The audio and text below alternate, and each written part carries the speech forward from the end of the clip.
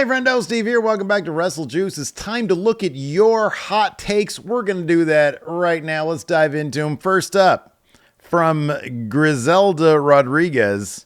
Griselda says math, I'm assuming that means Steiner math, is better than the pipe bomb. All right, man, we're starting off hot here. This is an ages-old debate. CM Punk's pipe bomb, which was fairly lengthy and made a lot of sense, versus Scott Steiner's math, which confused everybody, continues to confuse everybody to this day, probably utilizes some pretty shaky math, but is wildly entertaining. So you got to break this down into several categories if you want to determine what's better.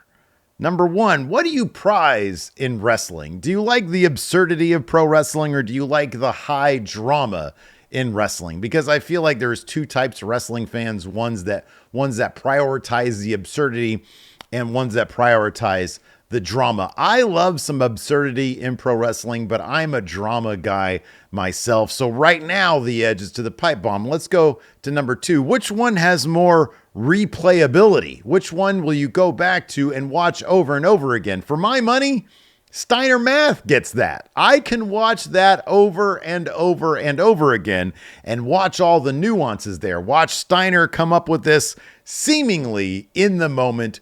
Watch everybody else in the promo on screen try to follow along and understand exactly what's going on while still staying in character, which some can do to some degree and some others can't do to some degree. So I think that's another big factor. So at that point, I think in my estimation, Steiner math has it. So now we've got kind of a tie. What else do we go to? I guess maybe legacy, maybe what each one really represents over the long term. And I don't know that there's a winner here. I think people go back to the Steiner math, and I think people go back to the pipe bomb kind of as equally important in pro wrestling history. So I would say in that regards, it's a wash. I don't think one is better than the other. I think they are up there. It's like trying to compare the Beatles and the Rolling Stones. I don't know which one would be which in this situation. I'll leave that to you guys. But yeah, I'm playing this one safe. I feel like they're on equal footing, but I'll be honest with you. Is it possible that the pipe bomb and Steiner math are the two greatest I just spat. That's disgusting. Are the two greatest promos in the history of pro wrestling? I would argue yes. I would put them up above Hard Times, A Tear in My Eye, Austin 316, whatever Rock's epic promo has been. What is the Rock's best promo? Let me know in the comments below. We're going to move on to the next hot take, though. All right, Rando Chris YouTube says this is a hot take on you people, on the fans, he's saying. He says fans are truly fickle when it comes to babyface champions. They'll cheer for the babyface to get the title, but if the new champ successfully defends it more than 2 times, suddenly we've got a new Super Cena. But if they drop the belt after a couple weeks, they'll bemoan that the champion deserved a longer run. All right, man. So this is a pretty deep topic. And in fact, I've got a thumbnail ready to go for a video I'd like to make that really talks about how difficult it is to book a babyface champion. And the general thesis is this. Every chase, if you will, has an ending. Every chase is a story. That's why they say the chase is in the money, because the chase is just a euphemism for a story, right? You got the good guy chasing the bad guy or bad guys for the title. Well, at some point, the story, the chase, ends. Now, generally speaking, things don't happen after they end. An ending is a finish. Not to get too philosophical with things, I understand that there's a sequel. There are more adventures for a variety of heroes out there. But generally speaking, once Luke Skywalker beats Darth Vader, then it's done. Then you're done. Then like what happens afterwards? The continuing adventures? Nobody cares about that. You have a story where the character, it's the Joseph Campbell thing, right? It's the tale of a hero. It's the hero's journey, right? And you got all the things like the call to action, the whatever the 13, 12 points are for that. I'm all over the map right now. The hero has a journey. The journey comes to an end. What happens next? Who gives a shit? That's why babyface champions are hard to book, because you continually need to stack the odds against them. But once they've reached that apex, once Daniel Bryan is standing there at the end of WrestleMania 30 with both championships, the big ol' what's next thing is just really hard to do, because essentially you've got to kind of start over. And where you're starting over in the lead position, it's kind of hard to get that person back down unless they take the title right back off. And that's what they did with Austin. That's how they kept him hot in 98, because within, what was it, like a couple of months or so, they had Kane take that title off him. So in wrestling, generally speaking, babyface champions are hard to book. What they're doing with Cody right now, and the fans are still completely on board with Cody, by the way, nobody's booing him yet. And I think it's because they have either given him programs where you know the match is going to be really, really good. And so fans are just willing to be like, hey, yeah, I'll check this out. Like the AJ Styles thing. Before he got the title, he did the Brock Lesnar thing. But like, you know, we're only 3 months deep into Cody's reign. I don't think it's gotten stale, because if you've noticed, they've set up a bunch of potential obstacles for Cody. They've had him, they put him in a couple of good matches. They've had the Logan Paul match. They've had the AJ Styles match, all the while setting things up so that now we're all waiting for, the anticipation of who's going to stab him in the back, who's going to come after the title, who's going to be the guy that takes the title off and throw your L's up for the final boss, because it's probably going to be The Rock. So they've at least, Triple H, now that he's been presented with his first big babyface champion to book, how is he doing it different than has been done in the past, where you don't have him chasing, but you do set up intrigue with, oh man, when is the bottom going to fall out? When is this all going to collapse for Cody Rhodes? And I think that's what keeps him kind of interesting.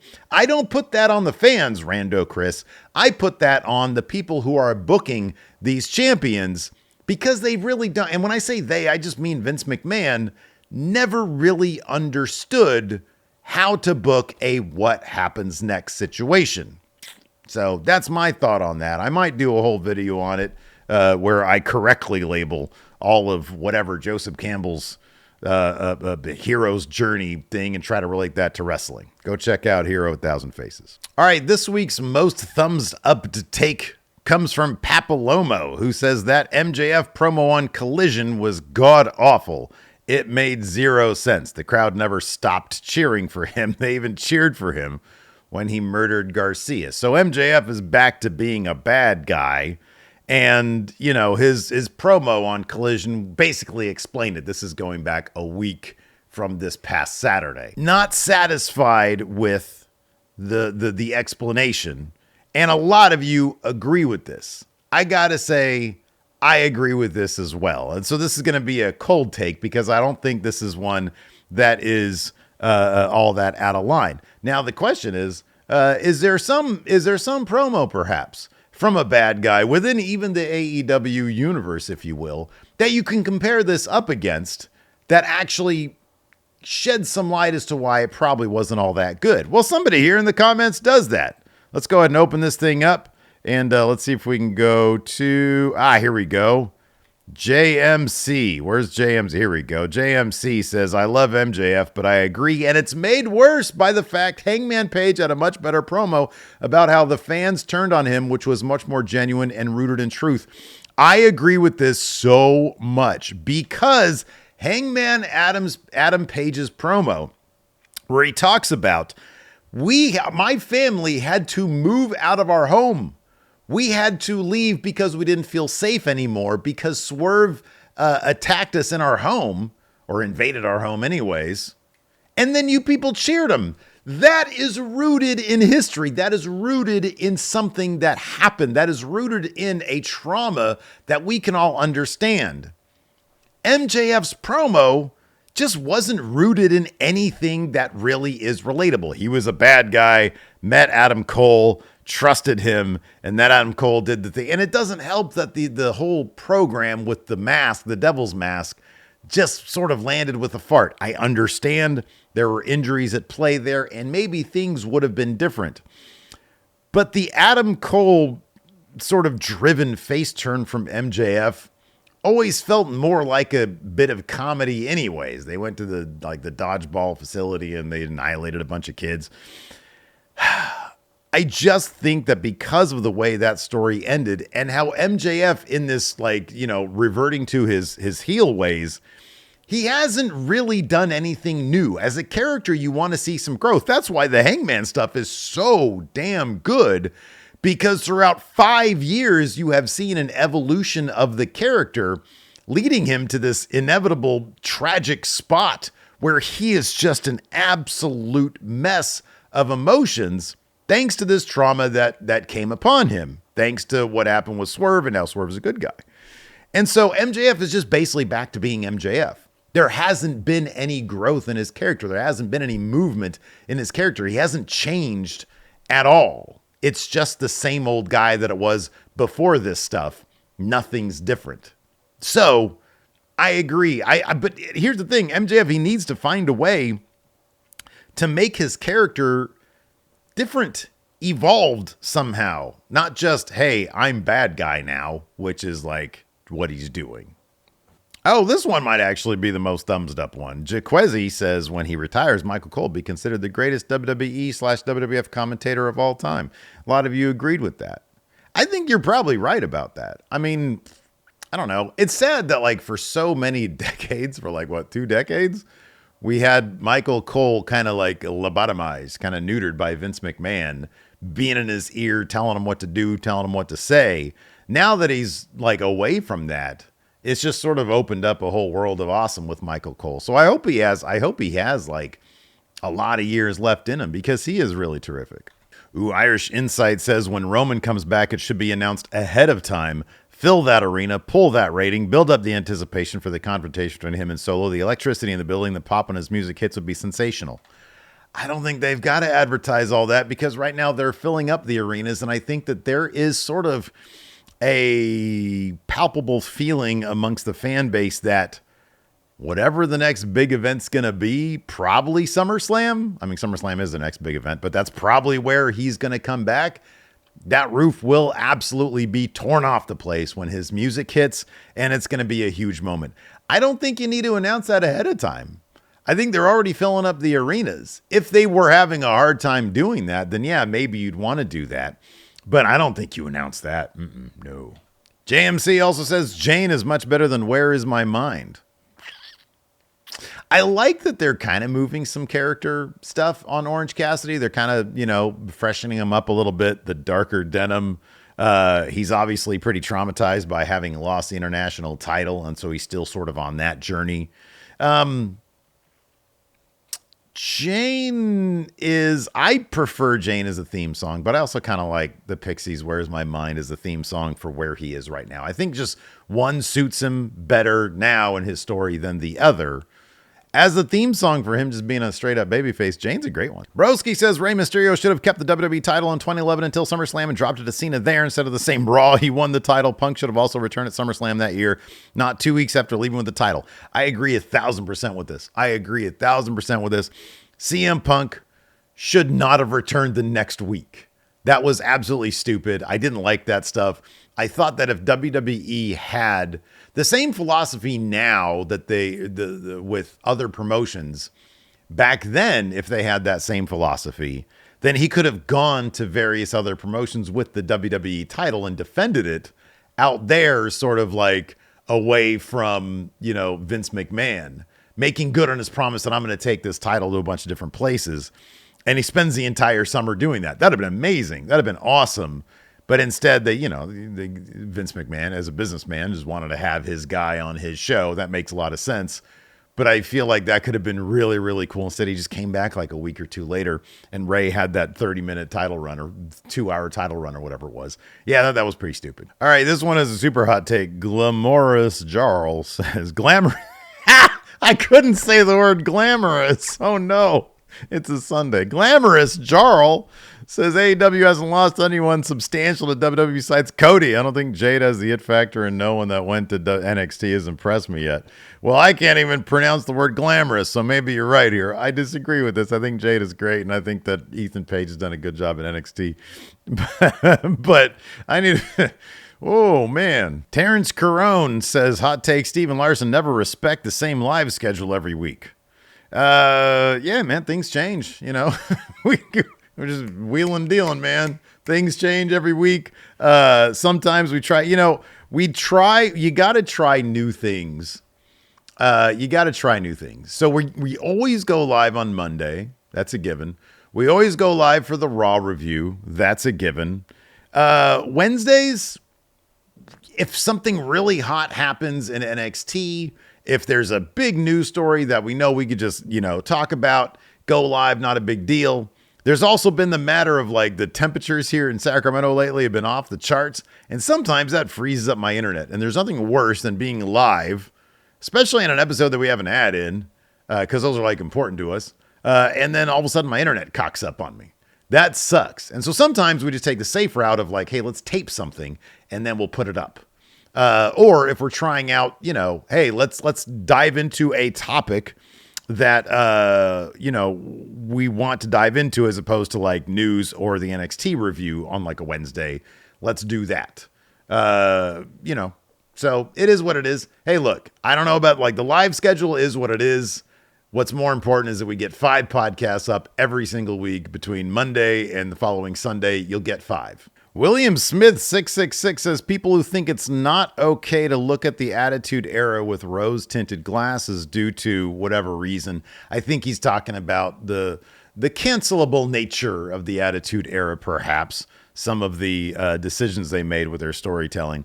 Says shouldn't do the same with WCW when it was so much worse.